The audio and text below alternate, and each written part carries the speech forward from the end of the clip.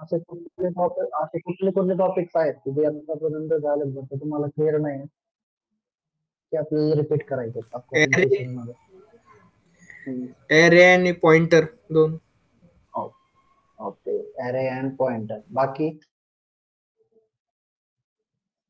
बाकी क्लिअर आहे? हो. ठीक आहे.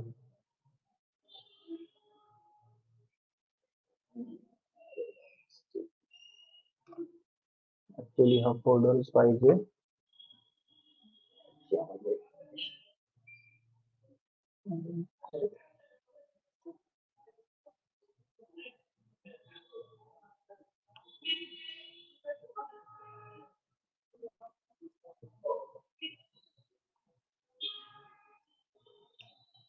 ठीक आहे. तर ऍरे मध्ये जेव्हा आपण ऍरे मध्ये प्रोग्राम करतो त्यावेळेस आपल्याला माहिती पाहिजे ऍरे हा किती टाईपचा असतो. ओके. ऍरे मध्ये खूप सारे त्याचे प्रकार पडतात की जे आपल्याला ऍज पर कस्टमर रिक्वेस्ट किंवा ऍज पर द रिक्वायरमेंट आपल्याला ती यूज केस त्या ठिकाणी घ्यायला लागते. मग त्या ठिकाणी काय काय असू शकतं की single dimensional array, multi two dimension, आपण त्याला 1D 2D 3D असं बोलतो. ओके, डायमेन्शनल ऍरे अशा पद्धतीने. तर आता हे झालं बोलायला, पण त्याचे ऍक्च्युअल प्रोग्राम्स कसे असतात या गोष्टी आपण आज या लेक्चर मध्ये बघूया. ठीक आहे. एखादा टॉपिक नाही कळाला समजलं नाही तर लगेच हायलाइट करायचं, त्या ठिकाणी तो लगेच क्लिअर केला जाईल.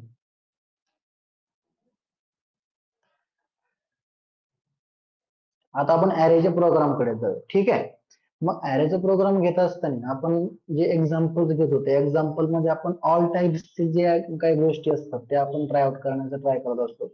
म्हणजे जर स्ट्रिंग घेतली तर स्ट्रिंग मध्ये कॅरेक्टर, स्ट्रिंग, वर्ड्स, ठीक आहे, म्हणजे लॉंग स्ट्रिंग वगैरे अशा सगळ्या गोष्टी आपण त्याच्यामध्ये कव्हर अप केलेल्या आहेत. ज्या की आपण फंक्शन सारख्या प्रोग्राम मध्ये सुद्धा मल्टिपल टाईपचे फंक्शन त्या ठिकाणी बघितले, त्याच्यानंतर त्याचे मल्टिपल टाईपचे ऑपरेशन सुद्धा आपण त्या ठिकाणी बघितलेले आहे. ओके.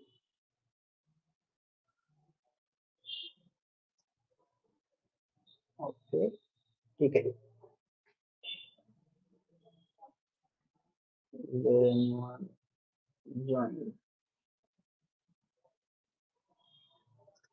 तर आपली बॉडी आधी स्टार्टिंगला करून घ्यायची. सगळ्यांना माहिती या बॉडीमध्ये काहीही चेंज नाही. ओके, या बॉडीमध्ये काहीही चेंज नाही. ते प्रोग्रामिंग करतोय तर ही बॉडी आपल्याला आलीच पाहिजे. ठीक आहे. आवाज येतोय ना रे? मी एकटाच बोलतोय असं मला वाटतं. थोडंसं रिस्पॉन्स देत चला. येतोय सर.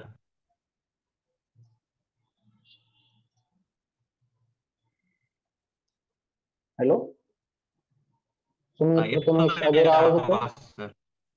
येतोय सर. येतोय. ठीक आहे. आता आपल्याला प्रोग्राम कुठला करायचा? आपल्याला प्रोग्राम बघायचा ऍरे. ठीक आहे. याच्यामध्ये आपल्याला मल्टिपल ऑपरेशन बघायचे. म्हणजे आपण याच्यामध्ये आता सिंपल म्हणजे स्टार्टिंगला ज्यावेळेस घेतो त्यावेळेस डायरेक्टली आपण 3D किंवा 4D ऍरे नाही घेऊ शकत. आपण जर डायरेक्टली त्या 3D 4D वरती जम्प केलं तर आपल्याला 1D चा सुद्धा ऍरे समजणार नाहीये. आता 1D काय आहे तर हे डायरेक्टली ज्यावेळेस एक्झाम्पल घेतो त्याच वेळेस ते आपल्याला समजणार आहे. तर मग सिंपल मी जसं बोललोय मला स्ट्रिंगचं पण पाहिजे. ठीक आहे. तर मग आता स्ट्रिंगचं पण मला माहिती आहे की स्ट्रिंग या EGL स्टुडिओ मध्ये कम्प्लीट स्ट्रिंग आपल्याला भेटत नाही. त्याच्यासाठी आपल्याला स्ट्रिंग नावाची जी काही हेडर फाईल आहे ती आपल्याला इम्पोर्ट करायला लागते. ठीक आहे. ही कशासाठी लागते आपल्याला? स्ट्रिंगचे जे हाय लेवल प्रोग्रामिंगचे त्या कन्सेप्ट आहेत त्या कन्सेप्ट झेपण्यासाठी स्वतः त्याला कोण कॅपेबल असतो? तो असतो स्ट्रिंग डॉट एच.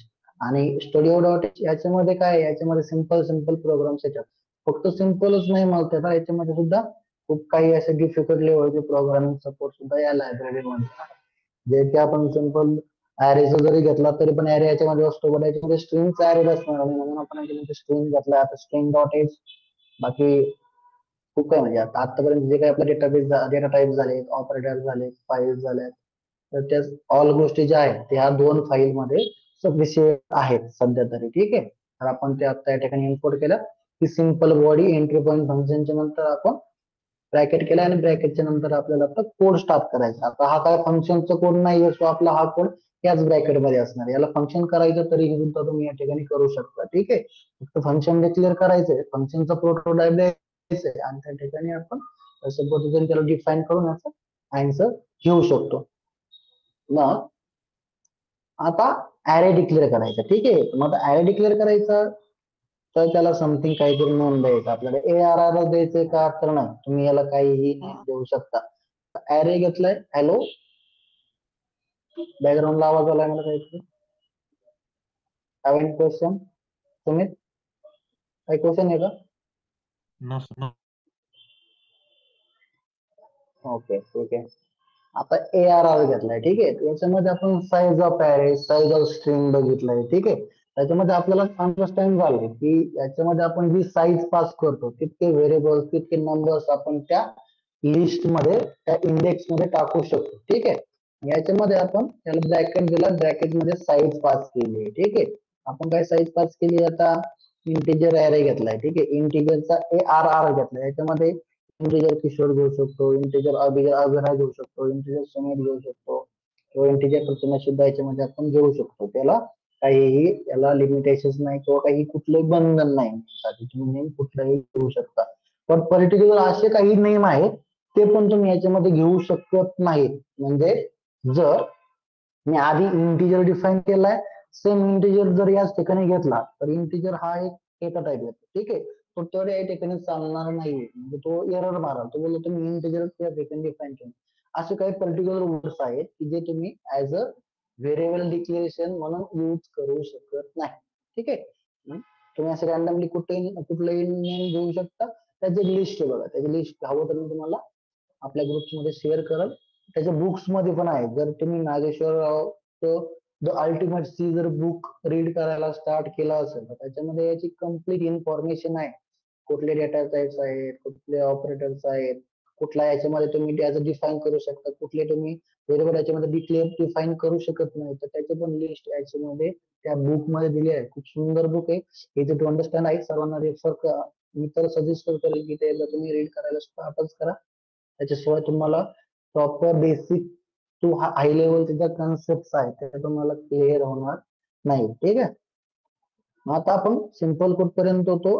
इंटिजर, आपल्याला इंटिजरचा ऍरे डिफाईन करायचा. ठीक आहे, आता इंटिजरचा ऍरे डिफाईन करतो, मग इंटिजरचा ऍरे असतो का, तर नाही. ऍरेची डेफिनेशन काय, ऍरेची डेफिनेशन तुमची झालंय का रे, हे त्याच्या डेफिनेशन वगैरे झालं प्रथमेश? चल बघू, मला ऍरेची डेफिनेशन सांग. ऍरेच्या सेशनला मी नव्हतो सर, म्हणून तर रिपीट करायला. अरे मग तू ऍरेच्या सेशनला नव्हता, तर मग तू असं कॅज्युअली बोलतो, मग तू रेकॉर्डिंग कधी मागणार आहेस? ते कोणी बोलायचं रेकॉर्डिंग द्या किंवा सेशन झालेलं मला मिस झालंय माझ्याकडे नाहीये, तू बघितलंच नाही, डायरेक्टली पार्टिसिपेट केला. मला वाटलं की तू सेशनला पण होतास आणि मग तुला ते अंडरस्टँड तरी पण झालं नाही, म्हणून आपण हा पार्ट रिपीट करतोय तुझ्यासाठीच. मेनली हा तुझ्यासाठीच डिझाईन केलेला क्लास आहे आता. तरी तू बोलतोय की मी झालंच नाही, ते कधी करणार? करून घ्यायला पाहिजे ना आतापर्यंत. ठीक आहे, तर याची लिंक वगैरे जे काही आहे ना, तुझं जे काही मिस झालंय ते सोबत कनेक्ट करत जा. बाकीचे काही मेंबर्स असतील प्रिव्हियस आजपासून जॉईन करतो, विचारत चला की कुठले सेशन झालेत, कुठले टॉपिक झाले, त्याचे रेकॉर्डिंग वगैरे असेल का, भेटेल का, कुठे भेटेल, मला कॉन्टॅक्ट करा, सरांना कॉन्टॅक्ट करा, त्याची पर्टिक्युलर सेशनची लिंक तुम्हाला दिली जाईल. ठीक आहे, ऍरेची डेफिनेशन मी सिंपल वर्ड मध्ये सांग. ठीक आहे, तर array is a collection of similar data types. ठीक आहे, array is a collection of similar data types. याच्यामध्ये मी काय बोलतोय, डेटा टाइप्स बोलतोय, फक्त डेटा टाइप्स. आता ही डेफिनेशन फक्त एकाच लाईनची नाही. ठीक आहे, याच्यामध्ये त्याचे स्लॅश झिरो किंवा इंडेक्सचा एंड वगैरे ह्या गोष्टी पण त्याच्यामध्ये येतात. पण आपल्याला सध्याची कन्सेप्ट समजून घेण्यासाठी ही डेफिनेशन पुरेशी आहे. Array is a collection of similar data types. आता मी काय करतो, आधी डेटा टाइप्स तुम्हाला या ठिकाणी डिफाईन करतो आणि मग ते एक्सप्लेन करतो. ठीक आहे, मग कॅरेक्टर ARR याला 2 करायला लागेल आपल्याला. याला ARR जमणार नाहीये. जरी तो इंटिजर असेल, जरी हा कॅरेक्टर असेल, तरी पण व्हेरिएबलचे नेम सेम असल्यामुळे आपण तो देऊ शकत नाही. बिकॉज आपण खाली ज्यावेळेस ऍक्सेस करणार आहेत, आपण त्यावेळेस फक्त ARRच करणार आहेत आणि खालच्या व्यक्तीला माहिती नाही की वरून ARR हा कॅरेक्टरचा आला की इंटिजरचा आला. त्याच्यामुळे याला नेम आपल्याला डिफरंट द्यायला लागणार आहे. याच्यामध्ये सुद्धा आपण 5च घेऊया. ठीक आहे, याची साईज 5 घेतली आहे.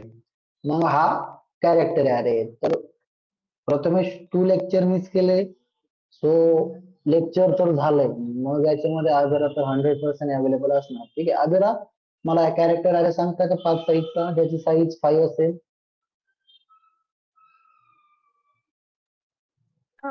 क्वेश्चन रिपीट करता का सर? मला ऍरे पाहिजे, कॅरेक्टर ऍरे पाहिजे ज्याची साईज 5 असेल. तुम्ही टाईप करणार, म्हणजे तुम्ही मला सांगताय आणि तुम्ही या ठिकाणी टाईप करणार आहे. 5 काय पण सांगा, कॅरेक्टर्स, म्हणजे असं काहीच नाही करत तुम्ही काय सांगताय त्याला काही. 5 ठीक आहे, 5 टाका. कॅरेक्टर्स याच्यामध्ये पाहिजे. गुड. मग याच्यामध्ये ए घेतलाय, याच्यामध्ये आपण बी घेतलाय. ठीक आहे, मग आपण सी घेतलाय. मोजा हा, मला सांगा, मला येत नाही एवढं. याच्यामध्ये D, A B C D आणि ई. ओके, आता आपण याच्यामध्ये ई घेतलाय. आता A B C D E, आता याचे हे जर मोजले आपण रॅन्डमली, हे तर होतात 1 2 3 4 5. ठीक आहे, म्हणजे हे 5 आहे. ठीक आहे, मग ज्यावेळेस याची साईज प्रिंट करायला जाणार आपण, त्याची साईज 5 येणार नाहीये, तर त्याची साईज येणार आहे 4. ठीक आहे, म्हणजे array index always start from 0. Array index जेव्हा 1 पासून लास्ट लेवलच्या कॅरेक्टर किंवा इंटिजर पर्यंत जाते, त्यावेळेस त्याची जी मोजणी असते ना, एकंदरीत त्याची जी मोजणी ती कशा पद्धतीने असते. सपोज आता 10 जण एका रांगेत उभा आहेत. ओके, आपल्याला ते मोजायचे. मग आपण सपोज मी एक माणूस आहे आणि मी ते व्यक्ती मोजतोय, 10 जण पर्सन जे आहेत त्यांना मी मोजतोय. मी कसं मोजणार, 1 2 3 4 5 असं 10 पर्यंत मोजणार. ओके, त्याचा काउंट मला फायनली किती मिळणार आहे, 10. पण आता ऍरे तसं मोजत नाही. ऍरे काय करतो, पहिल्या माणसाला 0 बोलतो. ठीक आहे, मग 0 1 2 3 असं बोलतो, म्हणजे 0 to 9च होतं. म्हणजे टोटल माणसं त्या ऍरेच्या याच्यामध्ये किती येतात, काउंट मध्ये 9च येतात. ठीक आहे, आता जर या ठिकाणी 5 असले तरी ऍरे ज्यावेळेस याला मोजायला जाणार त्यावेळेस हा 0 पासून स्टार्ट करणार आहे. म्हणजे 0 1 2 3 4 अशा पद्धतीने जो घेणार आहे. पण टोटल ज्यावेळेस तो घेतोय त्यावेळेस तो 5 घेतोय. आपण त्याची साईज 5 दिलेली आहे. आय होप ही कन्सेप्ट तुम्हाला समजली असेल. आता ठीक आहे, खालचं घेण्यापेक्षा आधी तुम्हाला याच गोष्टी समजून सांगतो. याच्यामध्ये मी 2 टाइप्सचे ऍरे डिफाईन केलेले. ठीक आहे, एक आहे इंटिजर ऍरे आणि एक आहे कॅरेक्टर ऍरे. ठीक आहे, तर मग डेफिनेशन समजून घेऊयात आधी. Array is a collection of similar data types. Array हा कलेक्शन असतो data types. Okay, but data टाइप्सचं जरी तो कलेक्शन असला, त्याच्यामध्ये पण तो सिमिलर डेटा टाइप्सचाच कलेक्शन असतो. हे प्रॉपर तुमच्या लक्षात आलं पाहिजे.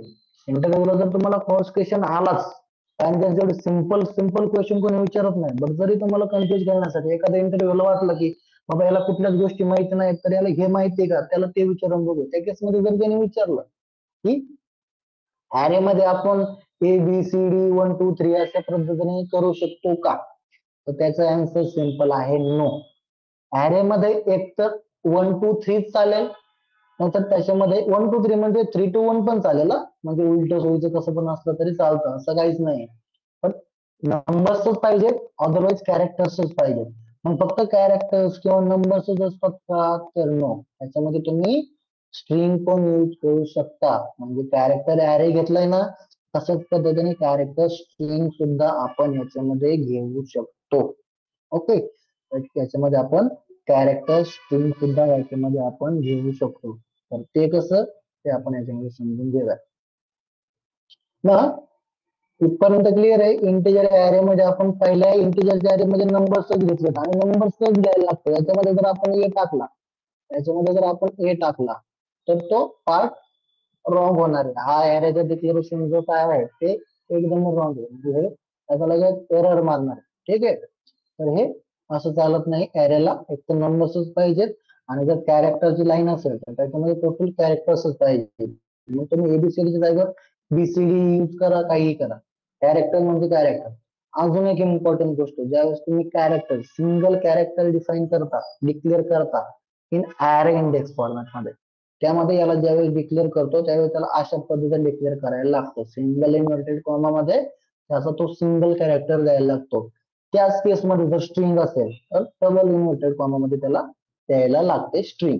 ठीक आहे, स्ट्रिंग ही सिंगल कॉमा मध्ये, सिंगल इन्व्हर्टेड कॉमा मध्ये होत नाही, डिक्लेअर होत नाही, तर ते रॉंग आहे. त्याला डबल मध्येच डिक्लेअर करायला लागतं. ठीक आहे, क्लिअर आहे कन्सेप्ट?